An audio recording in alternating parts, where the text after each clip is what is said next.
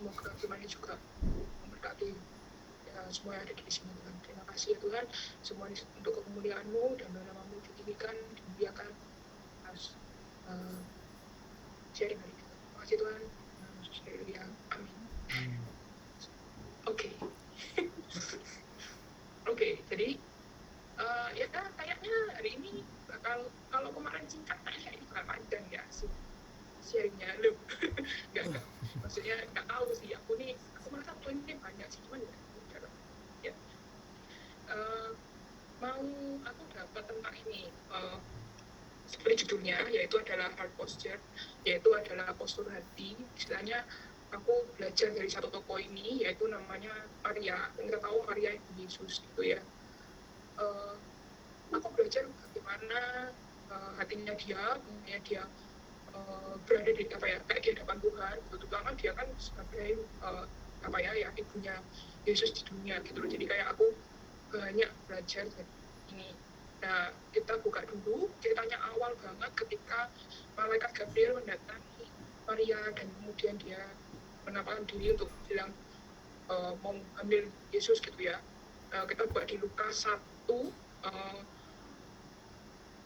atau aku cerita aja karena kayaknya panjang. Lukas 1 ayat bentar, Lukas 1 ayat maaf ya guys. Lukas 1 ayat yang ke-26. Jadi kan ceritanya, ya ini kan cerita klasik ya, maksudnya kalian semua pasti tahu lah. Kalau kita pas kenal Tuhan, pasti ini kan pasti tahu. Ceritanya mereka tuh datang terus bilang sama dia, bilang ayat ke-31, dengarkah kau akan hamil dan melahirkan seorang anak laki-laki, kau akan memberi nama Yesus kepadanya, dia akan menjadi besar dan akan disebut anak dari Allah yang Maha Tinggi, dan Tuhan Allah yang akan memberi tahta Daud bapa leluhurnya kepadanya. Terus ia akan memerintah atas kaum keturunan Yakub untuk aku baca pakai versi yang lain. Aku lupa. Sorry, aku salah buka versinya. Ini versi yang lain, tapi ya udah lah, ini coba dibaca aja. Jadi terjadi itu, oh my god, oke. Itu aku nggak apa ya, aku baca versi ini karena emang aku mau bahas dari versi ini. Ini versi AMD ya, kalau kalian mau tahu, ini versi AMD, Alkitab mudah dibaca. Karena saya nggak bisa, saya tuh kalau baca ngantuk, jadi saya baca pakai AMD. Enggak. Ia akan memerintah atas kaum keturunan Yakub untuk selama-lamanya, kerjanya tidak pernah berakhir. Terus Maria berkata pada malaikat itu, nah ini responnya Maria. Bagaimana itu bisa terjadi padahal aku belum bersuami? Nah, aku ketika promise gitu ya, ketika janji Tuhan itu datang disampaikan, terus dulu ngomongnya kayak gak masuk akal gitu kan, tapi memang kadang Tuhan ngomong kan di luar dari pikiran kita gitu kan. Terus kita bisa Tuhan ngomong apa, terus kita pasti responnya sama kayak Maria kan, bagaimana hal ini bisa terjadi gitu kan, saya Tuhan nyoba caranya gitu. Terus tapi yang aku lihat di sini tuh bedakan, aku tadi mau baca ayat ya, ini responnya Maria kan, bagaimana aku dapat yakin benar jadi. Kesannya kayak Maria tuh kurang percaya gitu ya, kayak kesannya sih Tuhan kayak gitu kan, kayak ada sedikit kesannya kayak meragukan gitu ya. Tapi kalau kita bandingkan dengan Zakaria, jadi Yohanes kan saat itu kan juga Gabriel datang ke Yohanes dia sebelumnya ya. Kita bandingkan dulu ya, kita lihat ke ayat 18. Nah, kalau misalkan di terjemahan versi yang kita baca biasanya dari kita, itu sama sih kata-katanya, bagaimana itu terjadi. Sedangkan aku sudah tua, aku dan Yesus sudah tua kan begitu. Tapi di versi yang ini ada bedanya. Jadi ini translasi versi menurutku ini juga mendekati bahasa aslinya. Itu dia bilang, bagaimanakah aku dapat yakin bahwa hal itu benar? Bagaimana aku dapat yakin bahwa itu benar? Jadi kalau Zakaria itu, kalau kita compare, Zakaria itu justru ini yang namanya gak yakin, misalnya kurang percaya. Jadi kalau aku boleh ngomong, ini aku bilang, ini postur hati yang aku pelajari dari Maria, yaitu mempertanyakan versus meragukan. Sama-sama tanya, tapi yang satu tanya out of karena Tuhan, aku ini terbatas. Jadi aku pengen tahu posisi Tuhan tuh bagaimana, apa caramu gitu loh. Sedangkan kalau Zakaria itu malah ngomongnya meragukan, dia kayak si menarik cukup yo bercanda yo, saya sekian ke sana ya gue rasa udah berarti rasanya gak masuk akal ini ngomong aku ada perasaan itu. Jadi saya tuh jujur aku orang tipe yang kayak Zakaria ya, jadi kadang merasa kayak gak masuk akal ya bocah desa kayak gini sih gak mungkin gak bener Tuhan masa berbicara apa gitu ya, ada ini paling inline lah, aku enggak gitu kan. Tapi justru aku belajar dari Maria ini is okay gitu. Kalau kamu question God gitu ya, is okay to question God, but jangan raguin kata-katanya, don't doubt, itu beda ya. Jadi kayak questioning God itu buat aku justru malah mempertanyakan Tuhan, itu malah membawa pertanyaan itu dalam artian bukan meragukan. Saya tanya yang kayak Maria, ini kayak apa ya, ada rasa surrender gitu.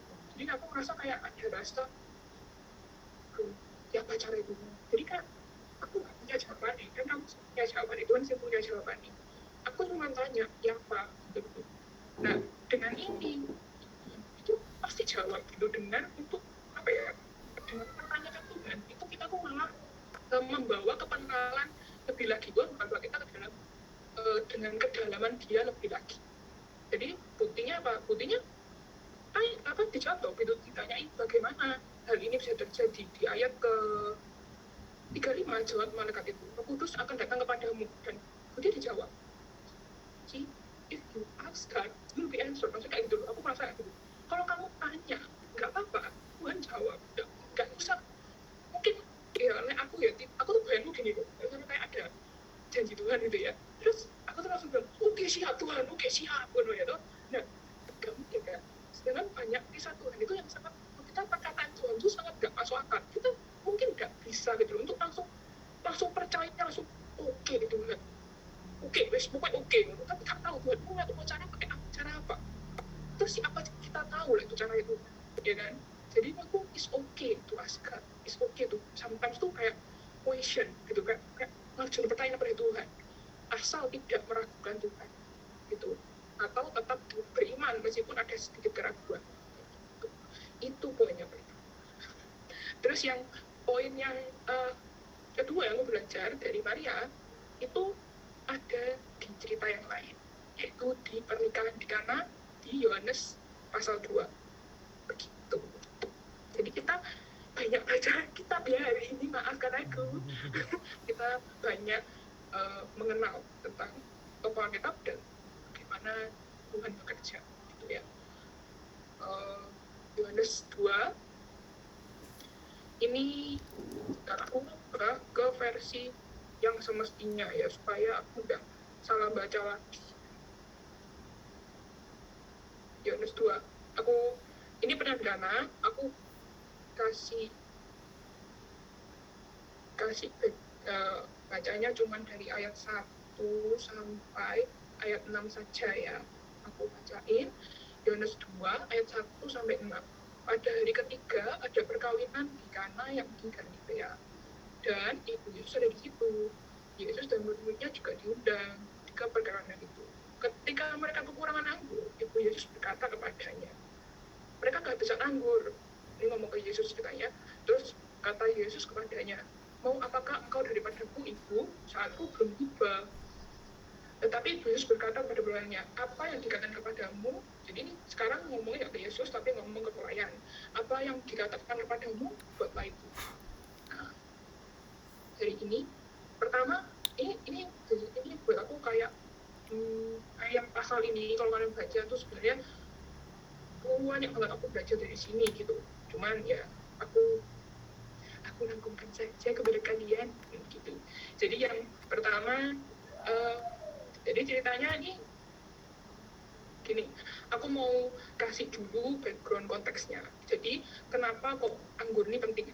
Entah kalian sudah pernah dengar atau enggak, tapi aku mau tekankan lagi bahwa ceritanya kalau ada sebuah perkawinan di sana ya, di Jogja sana, itu kalau sampai kurang anggur, itu berarti artinya dia itu kayak nggak punya apa ya, itu kayak kebanggaan, itu adalah sesuatu yang penting di pernikahan tersebut. Kenapa? Karena anggur itu melambangkan excitement, melambangkan joy, melambangkan happiness.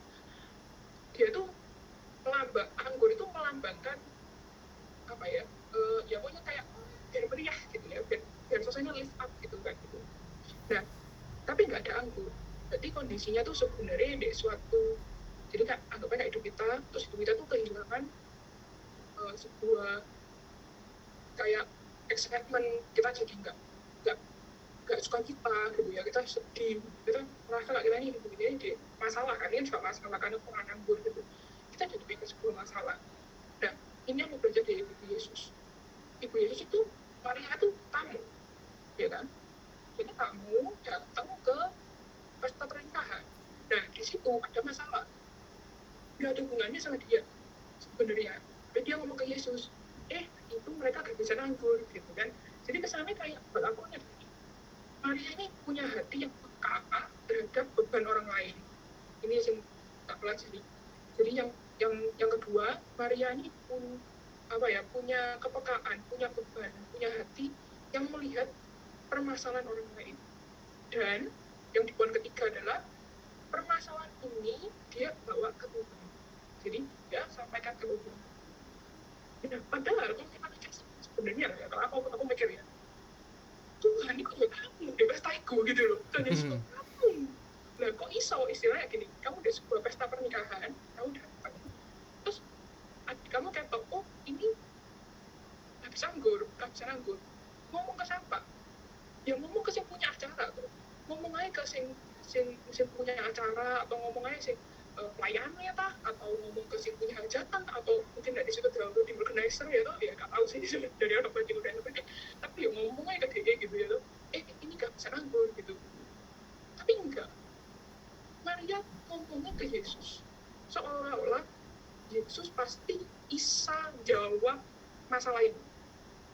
Dan itu yang aku belajar dari Maria. Oh, ternyata apapun permasalahan kita, ataupun juga kita dari masa kita maupun permasalahan orang lain, misalnya kita maksudnya kayak kita lihat teman kita, keluarga kita, atau siapapun lah ya yang ada masalah, terus kita rindu gitu, untuk kita tuh kayak dosa ya, ayo masalah itu dibuat ke Tuhan, meskipun bukan masalahmu, it's okay.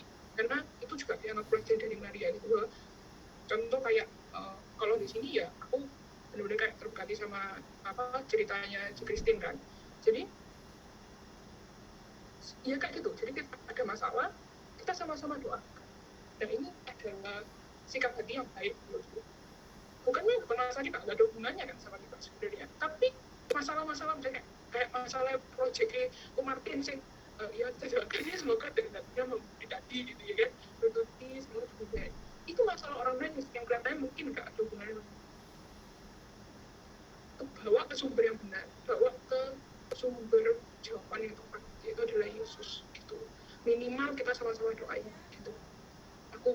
Aku percaya, ya itu sih yang aku pelajari gitu ya. Terus ya tadi, terus apakah aku kecepatan? Enggak kan ya. Oke. Lebih baik.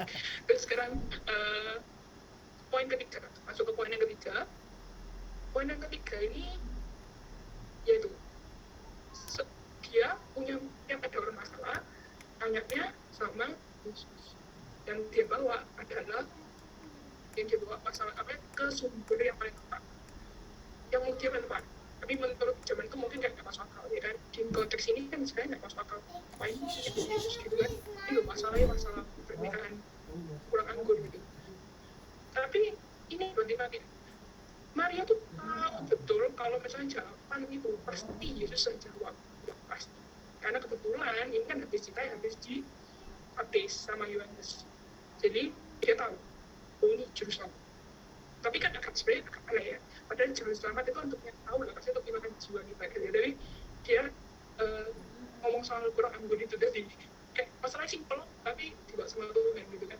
Ya guys, oke, apapun masalahmu mau simpel banget, mau berat banget, semua itu boleh dibawa ke Tuhan. Pasti punya jawaban, amin ya. Gitu. Terus, dan di sini jadi yang aku merasa menarik atau mau sharing kalian adalah tentang bagaimana respon Tuhan Yesus. Jadi inilah respon atas hatinya Maria yang percaya betul kalau Yesus itu sumber jawabannya. Kalau ini kalau yang sekarang ini kurang jelas. Tapi kalau kalian lihat di versi AMP Amplified Bible, kalian bakal lihat di ayat yang keempat, dia bilang, Tuhan Yesus berkata, dear woman, yaitu wanita. Jadi yang dia pakai di sini adalah bukan mama, padahal konteksnya kan si Yesus ini masih jadi anaknya Maria. Yesus ini masih anaknya Maria, tapi Yesus responnya bukan sebagai, tapi sebagai juru selamat. Yesus merespon itu sebagai dia berdiri karena Maria ke Yesus itu dengan harapan sebagai, oh kamu kan juru selamat atau whatever ya, atau mungkin uji anakku gitu ya. Cuman ini yang aku rasa berarti Yesus bilang dia woman, dia nggak menganggap itu ibunya, tapi dia benar-benar menunjukkan identitas dirinya bahwa dia itu adalah Tuhan, dia itu adalah juru selamat. Dan itulah yang akan Tuhan respon pada setiap doa kita. Yang apapun kita boleh menganggap dia itu sebagai penyembuh. Memang dia betul, dia adalah penyembuh. Yesus itu adalah provider, dia adalah memberikan kita persediaan gitu ya. Well, it's true, kita bisa menganggap dia teman, yang kita bapak, ya kan? Tapi satu yang dia pernah berubah, Yesus itu bakal jawab kita sebagai juru selamat. Jadi jangan lupa kalau dia itu adalah juru selamat kita. Nah, itulah buat aku jujur aku amazed gitu ya, kayak wow, bisa ya, ternyata Tuhan itu sudah menunjukkan identitas dirinya. Dan konteksnya di sini ini adalah mujizat pertamanya Tuhan Yesus. Tuhan Yesus belum melakukan mujizat, belum, gak ada tanda-tanda heran, belum ada.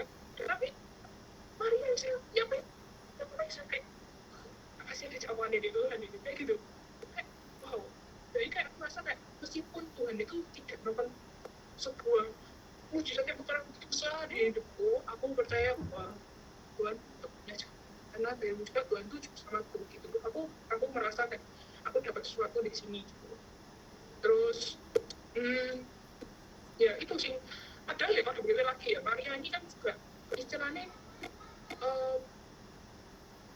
hidup sama Yesus itu sudah 30 tahun sebagai anak, bukan sebagai, maksudnya sebagai manusia hidupnya. Dia belum mengajar, belum start pelayanannya. Tapi yang aku bisa baca dari Maria pun gak pernah menganggap Yesus ini sebenarnya. Maria tuh selalu menganggap Yesus ini adalah juru selamat. Ya kayak aku belajar juga, ini aku ya nggak tahu kalian gimana. Tapi kalau aku jujur, aku nih biasanya aku terima Tuhan Yesus tahun berapa ya itu, aku yang nggak SMP. Ada nggak sih saat kita tuh kayak menganggap Yesus tuh kayak bukan juru selamat gitu ya? Ada nggak sih waktu saat kita tuh kayak itu Yesus gitu ya? Ada rasa sih, atau mungkin itu casual kayak Yesus terlalu sebagai apa ya, sebagai cuma teman atau sebagai apa ya, nggak menganggap dia juru selamat gitu, nggak jadi sumber dari jawaban doa kita. Atau mungkin terlalu dibentuk sebagai cuman kayak jini gitu ya, jadi kayak cuma sebagai pemenuh kebutuhan kita. Tapi aku percaya Maria ini nggak kayak gitu. Maria ini selalu ingat bahwa Tuhan Yesus itu tetap Tuhan Yesus, juru selamat, dia juru selamat. Dia kan dia lahir dari rahimku, dia juru selamat. Itu yang aku lihat dari Maria ini.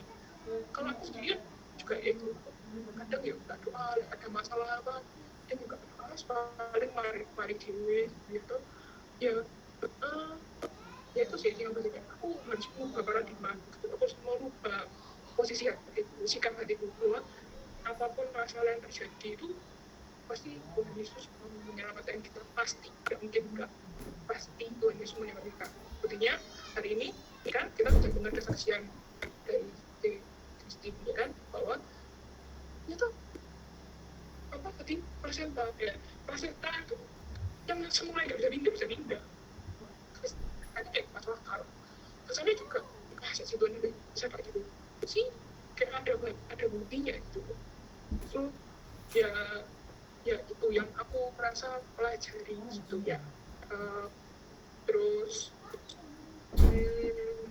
di poin yang sini aku ya pokoknya juga percaya bahwa kan Yesus bilang, bahwa Tuhan Yesus bilang aku datang itu bukan terus ini langkah imannya Maria. Padahal dibilang Tuhan Yesus gitu kan, loh apa hubungannya denganku gitu kan nggak bisa ya, cuma nanya apa hubungannya padaku ya, masuk akal kan sih pertanyaan ini jawaban Yesus. Tapi di ayat ke-5 Isa bilang gini, tetapi ibu Yesus Maria ya berkata kepada pelayan, apa yang dikatakan kepadamu, apa yang dikatakannya sih ya dia, apa yang dikatakannya kepadamu buatlah itu. Jadi apa yang dikatakan orang ini Tuhan Yesus ini, jadi Maria ngomong apa Tuhan Yesus buatlah itu. Jadi kayak wow, padahal gitu sebenarnya kan juga sebenarnya kayak nggak bisa dibilang nggak jawab ya kan, nggak jawab. Jadi kayak ngomong apa hubungannya dengan gitu.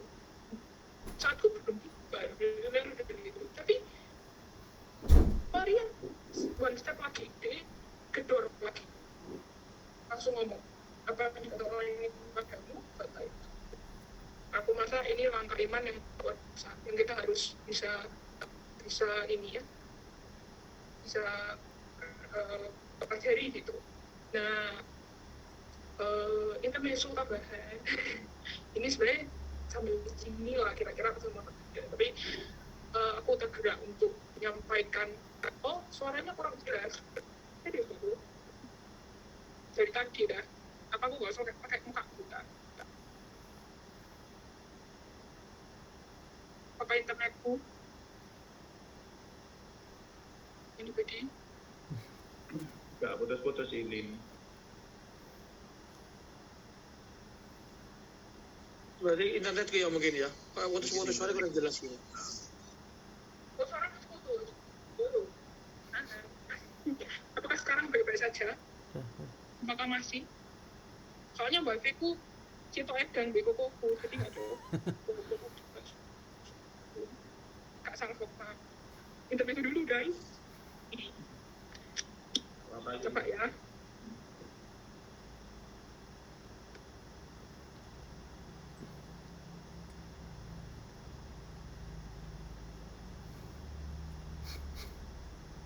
Ya apa? Masih tak? Masih kurang jelas tak? Kalau kurang jelas berarti kayaknya memang ini bu ya. Sinyalnya kayaknya. Iya, enakan kalau pakai ini sih. Iya, lebih enak pakai ini, lebih jelas. Oh, oke. Gak ngomong kan, dia nggak disuruh ulang kok ya. Ini mas ngeblank loh, disuruh ulang mana.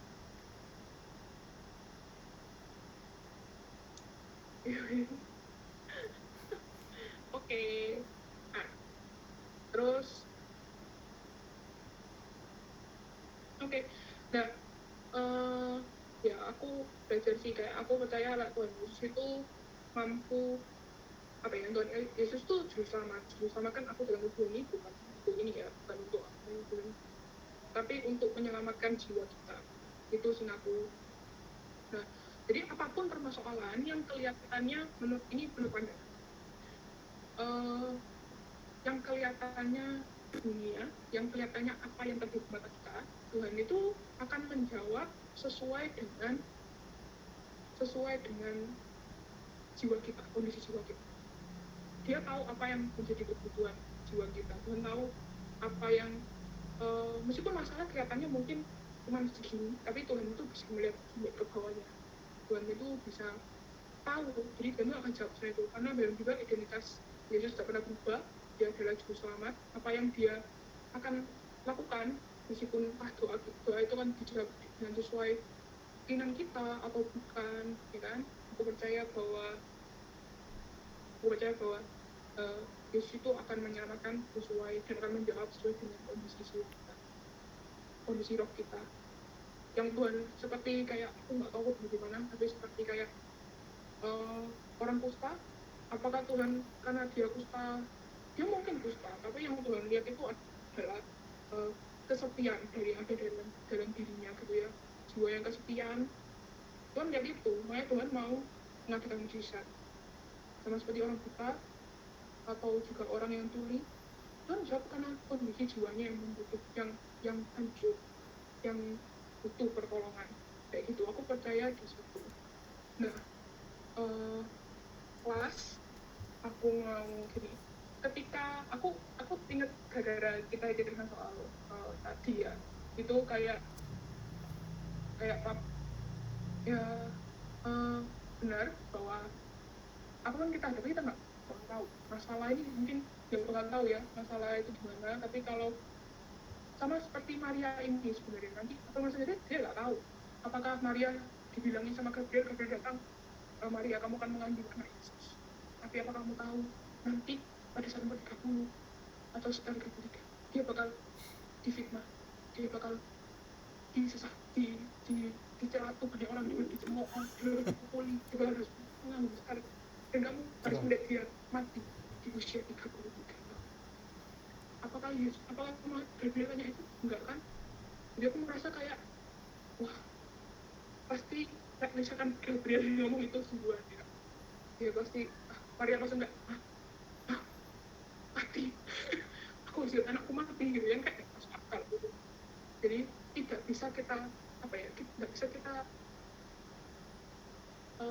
apa sih kata-katanya ya, tahu lah ya maksudnya itu ya, nggak bisa kita sekarang kita kalau dari itu kita masih shock berat, dan kita nggak kalau bisa move on gitu loh. Apa yang makanya Tuhan itu pasti kasih tahu tuh sesuai dengan apa yang sesuai sedikit sama Tuhan gitu kan. Memang nanti ke depan hidup kita tuh bakal semakin banyak masalah ya kan, masalah tetap ada guys, tidak akan hilang gitu. Tapi juga kita percaya kan kalau Tuhan Yesus itu ya seperti itu, dan tetap berkenan, kita tetap berkenan Tuhan, karena perkenanan Tuhan itu adalah anugerah buat kita. Nah, last but not least, bentar ya, aku ambil dulu, aku punya perkara jangan dibahas gue ya kan, enggak ya. Ini aku ngeliat dan aku pengen kata gini kalian, this is a box ya, kamu mesti ini adalah kotak ini kayak sampah modelnya karena harus bolong-bolong ya. Ini bolong tak bolong ini dewi guys, sambil aku tuh ingat muridku nakal gitu, tak bolong gini gitu maksudku. Nah ini terus aku bisa sampai gitu jengkel aku mau menikah. Nah ini kayak hati kita, ini soal hard post ini kayak hati kita. Hati kita tuh penuh luka. Ya kalian ini luka besar, ada kecil ya kan. Ini luka ini ya, ini luka mungkin mari gila orang. Nah ini sampai dihadapi orang, ya mungkin luka ini cuma 14 ya, paling gara-gara muridku nakal gitu ya. Dan ini luka-lukanya banyak, dan kedepannya bakal makin banyak. Aku yakin ini guys, kalau lagi ini kayak sampah ya, despite my heart gitu kan, tanpa Tuhan memang sampah. Tapi Tuhan bilang di Yohanes berapa gitu ya, oke. Jadi ya Tuhan bilang gini, aku ini datang sebagai terang. Aku ini datang sebagai terang, betul. Sini ada lampu, aku datang sebagai terang, dan barang siapa tinggal di dalamku, dia tidak akan tinggal dalam kegelapan. Aku boleh ya mati lampu dulu supaya kita bisa melihat apa yang Tuhan lakukan dalam hidup kita. Ini terang Tuhan itu bisa menyinari, bahkan menembus Tuhan. Justru melalui luka kita ini malah Tuhan itu berkarya. Sudah banyak sih kita dengerin dari permasalahan orang lain, justru kemuliaan Tuhan dinyatakan ya kan. Jadi melalui ini bakal Tuhan malah jadi terang. Jadi terang kita itu bukan membuat dari kita sendiri, bukan dari kuat gagah kita sendiri, tapi justru ini itu dari Tuhan. Terang itu dari Tuhan. Kalau kita bisa dipakai Tuhan, itu justru menurut kekuatan Tuhan, kayak gitu. Nah, ditutup, aku boleh tutup ya dengan pertanyaan lagi agak ribet ya, ke Yohanes Sorry, ke Yohanes ayat 12. Aku bacain dengan versi yang tadi yang akan gue baca. Aku rindu untuk membacakan ini sebentar. Yohanes 12 ayat ke gitu. Dendeng. Berapa ya guys? Sebentar. Sebentar ya. Hilang punya saya. Sebentar. Aku perlu buka. Oh, Yohanes 12 ayat 6. Itu benar Yohanes 12. Oh, yaitu lagi pun tidak terang sebagai aku datang ke dunia ini sebagai terang supaya setiap orang yang percaya kepada aku tidak tinggal di dalam kegelapan. Tapi bukan itu yang ternyata yang aku mau bacakan. Salah, bentar.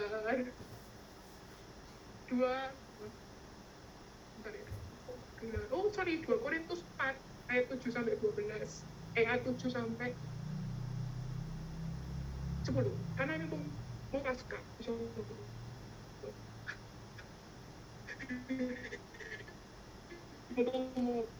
Aku bacanya gini aja. Ini harta dari Allah, tetapi kami hanya seperti berjalan tanah liat. Dibanding harta, ini lebih bernilai. Ini lebih bernilai dibanding ini ya. Habis itu yang menyimpan harta itu, hal ini menunjukkan bahwa kuasa yang besar itu adalah dari Allah, bukan dari kami. Is what I mean itu. Terus habis itu kami telah menghadapi banyak masalah di kami ini sampai luka-luka. Tetapi kami tidak kalah. Seringkali kami tahu apa yang harus kami perbuat. Seringkali kami tidak tahu apa yang harus berbuat. Tetapi kami tidak menyerah. Kami dianiaya, tetapi Allah tidak pernah menyerah. Itu dengannya. Oh, tidak pernah meninggalkan kami. Kadang-kadang kami disakiti, tetapi tidak binasa. Kami senantiasa membawa kematian Yesus dan tubuh, sehingga hidup Yesus juga dapat terlihat. Kalau gini, yang kelihatan bukan kita, tapi kelihatannya terang. Terangnya doang yang kelihatan. Sehingga hidup Yesus dapat terlihat. Oh yes, kan? Dari situ. Yes, and that's what I share. Yeah, selesai cukup. Ya, sekian. Maaf kerendemanku.